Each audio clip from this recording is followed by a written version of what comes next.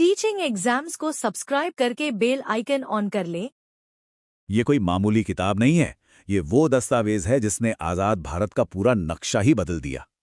और पता है, ये दुनिया का सबसे बड़ा, सबसे लंबा लिखा हुआ संविधान है। इतना बड़ा कि इसमें कई देशों के संविधान समा जाएं। और इस कहानी को लिखने में लगे पूरे 2 साल, 11 महीने और 18 दिन। तो चलिए साथ मिलकर इस शानदार कहानी के पन्ने पलटते हैं।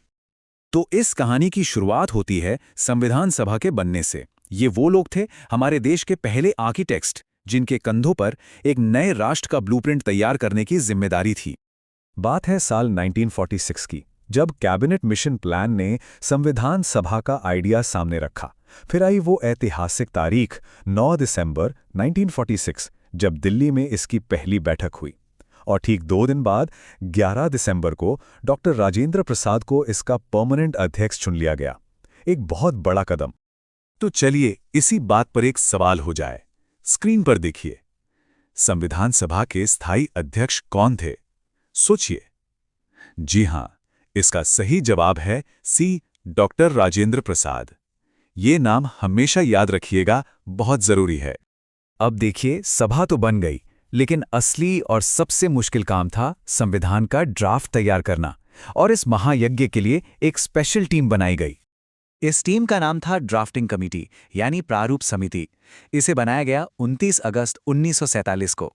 और इस कमेटी की कमान सौंपी गई डॉक्टर B.R. अम्बेडकर को, जिन्हें हम सब आज भारतीय संविधान के जनक या father of the Indian constitution के नाम से जानते हैं। और ये जानकर हैरानी होगी कि इतने बड़े देश का संविधान लिखने वाली इस कोर टीम में सिर्फ 7 मेंबर्स थे। जी हां, सिर्फ 7 सदस्य। लेकिन इनके काम का अंदाजा इस नंबर से लगाइए, 7,635। 7,635 अमेंडमेंट्स यानी संशोधनों पर बहस हुई। जरा सोचिए, हर एक लाइन, हर एक शब्द पर कितनी गहरी चर्चा हुई होगी। तो एक और सवाल, ड्राफ्टिंग कमेटी की अध्यक्ष कौन थे? इसका जवाब तो अब सबको पता होना चाहिए। बिल्कुल सही, ऑप्शन बी, अंबेडकर। सोचिए, इतना बड़ा काम कोई एक टीम अकेले तो नहीं कर सकती थी, है ना? इसीलिए काम को बांटने के लिए कई सारी और भी समितियां बनाई गई, ताकि हर पहलू पर अच्छे से काम हो सके। जैसे यूनियन पावर्स कमेटी के हेड थे जवाहरलाल नेहरू, तो प्रोविंशियल कॉन्स्टिट्यूशन कमेटी को लीड कर रहे थे सरदार पटेल। अब इसे याद रखने की एक मजेदार ट्रिक है। नेहरू जी देश के प्रधानमंत्री बने तो उन्होंने यूनियन यानी केंद्र के मामले देखे, और सरदार पटेल, जिन्हें हम लौह पुरुष कहते हैं, उन्होंने सभी प्रोविंसेस यानी राज्यों को एक करने का काम किया। सिंपल। अब आते हैं उन 2 तारीखों पर जिनमें अक्सर लोग कंफ्यूज हो जाते हैं। एक है संविधान को अपनाने की तारीख और दूसरी है उसे लागू करने की, और ये दोनों अलग अलग हैं। तो देखिए, हमारा संविधान बनकर तैयार हो गया था 26 नवंबर 1949 को। इसी दिन इसे अडॉप्ट किया गया और आज हम इस दिन को संविधान दिवस के तौर पर मनाते हैं। पर इसे पूरी तरह से लागू यानी एनफोर्स किया गया 2 महीने बाद, 26 जनवरी 1950 को, हमारा रिपब्लिक डे। लेकिन सवाल ये है कि 26 जनवरी ही क्यों? 2 महीने का इंतजार क्यों किया गया? इसकी वजह हमारे इतिहास से जुड़ी है। साल 1930 में इसी दिन इंडियन नेशनल कांग्रेस ने पूर्ण स्वराज यानी पूरी आजादी का ऐलान किया था। तो बस उसी ऐतिहासिक दिन को हमेशा के लिए अमर बनाने के लिए 26 जनवरी की तारीख चुनी गई। तो आखिर हमारे संविधान में ऐसा क्या खास है जो इसे दुनिया में सबसे अलग बनाता है? चलिए एक नज़र इसके डीएनए पर डालते हैं। जब हमारा संविधान बना था तो उसमें 395 यानी 395 आर्टिकल्स थे, और इसी वजह से ये दुनिया का सबसे लंबा लिखित संविधान बन गया। ये दिखाता है कि हमारे देश की विविधता को कितने ध्यान से इसमें शामिल किया गया। और ये है हमारे लोकतंत्र के पिलर्स, संसदीय प्रणाली, एक मजबूत केंद्र वाला संघीय ढांचा, हम सब के लिए मौलिक अधिकार और एक आज़ाद न्यायपालिका जो ये सुनिश्चित करती है कि कानून का राज चले। ये सब मिलकर हमारे लोकतंत्र को मजबूत बनाते हैं।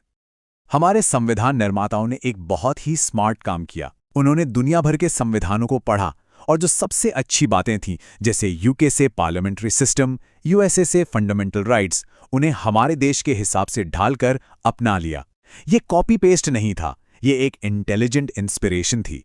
तो आखिर में बस इतना याद रखना है कि भारत का संविधान सिर्फ एक कानून की किताब नहीं है, यह आज़ादी के बाद हर भारतीय के देखे गए सपनों का दस्तावेज है। तो ये थी कहानी हमारे संविधान के बनने की। उम्मीद है इस सफर में आपको कुछ नया सीखने को मिला होगा।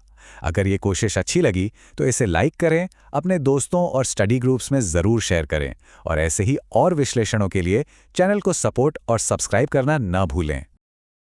टीचिंग एग्जाम्स को सब्सक्राइब करके बेल आइकन ऑन कर लें।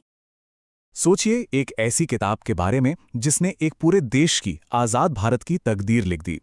ये एक ऐसा सफ़र था जिसे पूरा करने में सालों लग गए, और आज हम उसी महान दस्तावेज भारत के संविधान की कहानी को समझने वाले हैं। नमस्कार। ये कोई मामूली कागज का टुकड़ा नहीं है। जी नहीं, ये है दुनिया का सबसे बड़ा लिखा हुआ संविधान।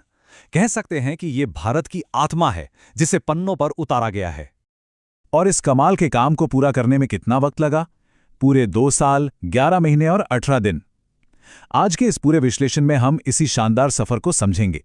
हम जानेंगे कि भई ये संविधान सभा बनी कैसे, इसमें क्या-क्या खास बातें हैं, और हां, कुछ ऐसे सवाल भी देखेंगे जो एग्जाम में बार-बार आते हैं। तो चलिए शुरू करते हैं। तो सवाल ये है कि ये सब शुरू कहां से हुआ? देखिए, आधुनिक भारत की नींव रखी गई थी संविधान सभा के साथ। यहीं से सारी कहानी शुरू होती है।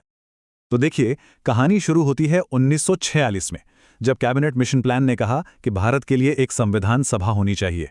9 दिसंबर 1946 को पहली मीटिंग हुई। फिर ठीक 2 दिन बाद 11 दिसंबर को डॉक्टर राजेंद्र प्रसाद को परमानेंट अध्यक्ष चुन लिया गया। फिर आया 29 अगस्त 1947 का दिन, जब डॉक्टर B.R. अम्बेडकर की लीडरशिप में ड्राफ्टिंग कमेटी बनी, और आखिरकार 26 नवंबर 1949 को हमारा संविधान अपना लिया गया, और 26 जनवरी 1950 से यह पूरे देश में लागू हो गया।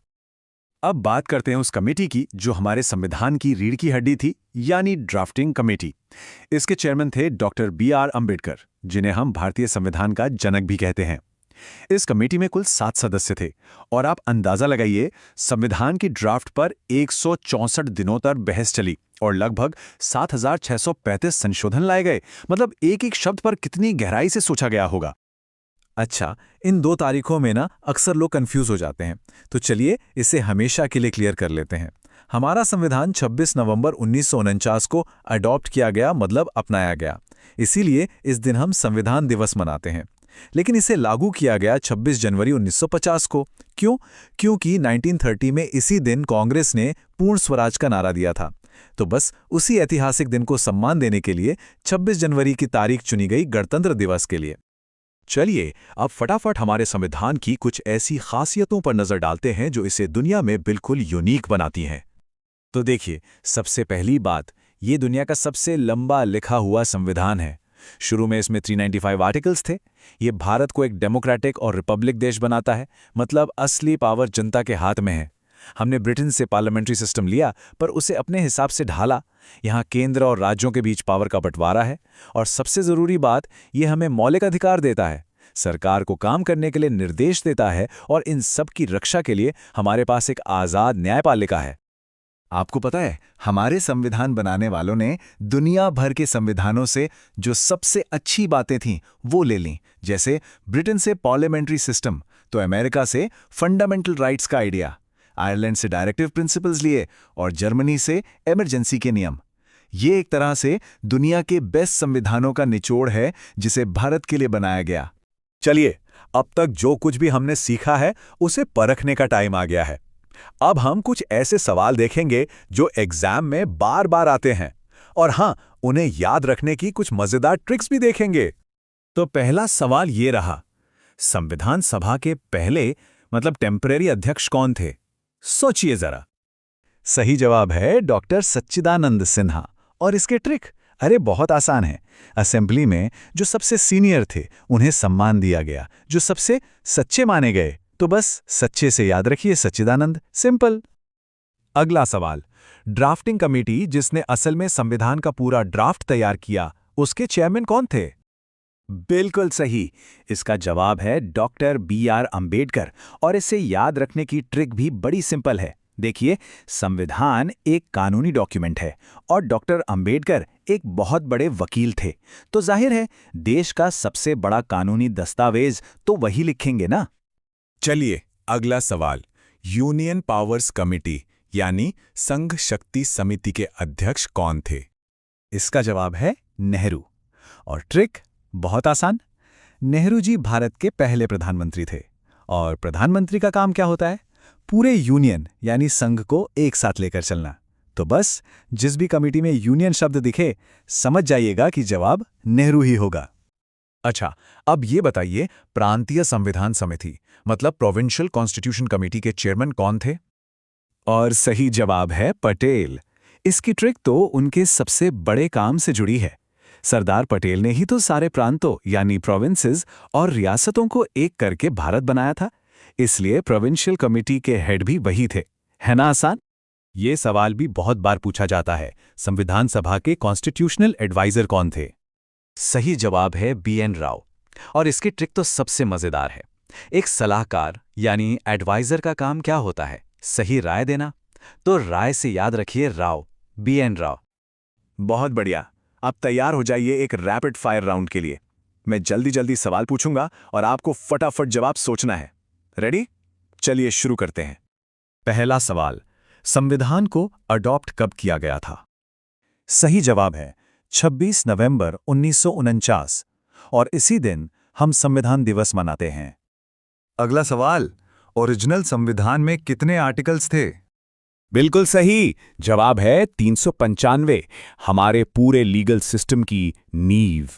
जुडिशियल रिव्यू का कॉन्सेप्ट हमने किस देश से लिया? जल्दी बताइए। सही जवाब है USA, जहां दुनिया की सबसे पावरफुल जुडिशरी है। संविधान को बनाने में टोटल कितना टाइम लगा, याद करने की कोशिश कीजिए। जी हाँ, 2 साल 11 महीने और 18 दिन। वाकई में एक बहुत बड़ा काम था।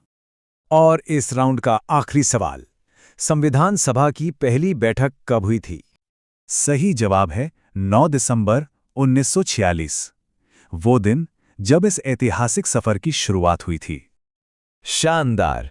मुझे यकीन है कि इस राउंड में आपका प्रदर्शन जबरदस्त रहा होगा, और यही मेहनत आपके भविष्य का रास्ता बनाती है। एक बात हमेशा याद रखिए, जैसे हमारे संविधान बनाने वालों ने सालों मेहनत करके देश के सपनों का दस्तावेज तैयार किया था, ठीक वैसे ही आपकी आज की मेहनत आपके कल के सपनों को पूरा करेगी। ये संविधान सिर्फ एक कानूनी किताब नहीं, बल्कि हम सब के लिए प्रेरणा का एक बहुत बड़ा स्रोत है। और अगर आपको इस तरह से पढ़ना और सीखना अच्छा लगा, तो चैनल को सपोर्ट ज़रूर करें, सब्सक्राइब करें और इस विश्लेषण को अपने दोस्तों और स्टडी ग्रुप्स में ज़रूर शेयर करें, ताकि हम सब मिलकर सीखें और आगे बढ़ें। तब तक पढ़ते रहिए और आगे बढ़ते रहिए। और हाँ, अब आप बताइए अगला टॉपिक क्या होना चाहिए। नीचे कमेंट्स में हमें अपने आइडियाज़ ज़रूर दें। मिलते हैं अगली बार एक नए टॉपिक के साथ। धन्यवाद।